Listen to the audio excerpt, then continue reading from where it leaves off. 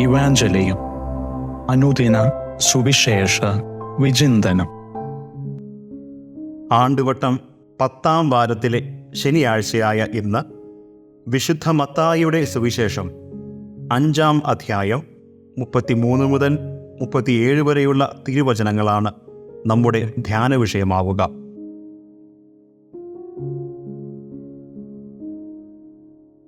ആണയിടരുത് എന്ന് യേശു കൽപ്പിക്കുമ്പോൾ 3 കാര്യങ്ങൾ നാം പ്രത്യേകം ഓർത്തിരിക്കണം.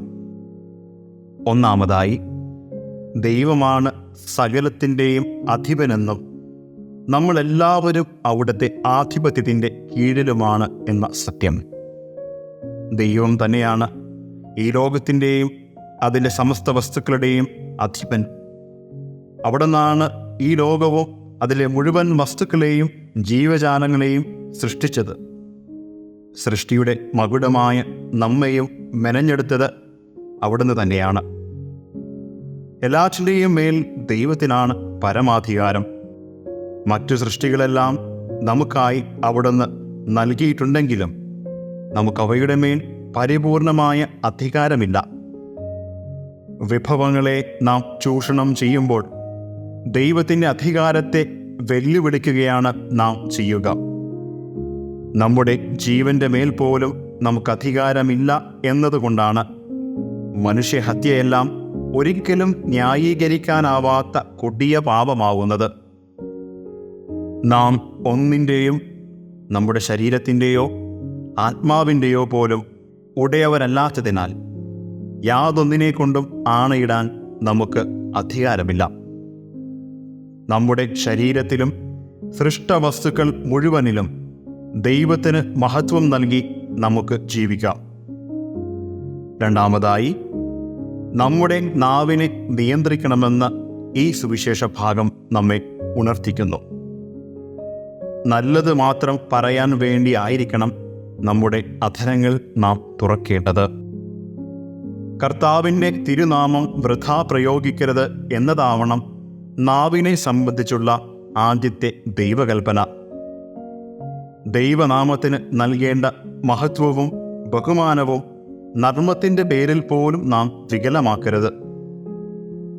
ദൈവത്തെ തള്ളിപ്പറയുന്നവരും ദൈവനാമത്തെ ദുഷിക്കുന്നവരും കയ്യടി ഏറ്റുവാങ്ങുന്ന കാലത്ത് ദൈവനാമത്തെയും ദൈവകാരുണ്യത്തെയും നമുക്ക് പുകഴ്ത്താം.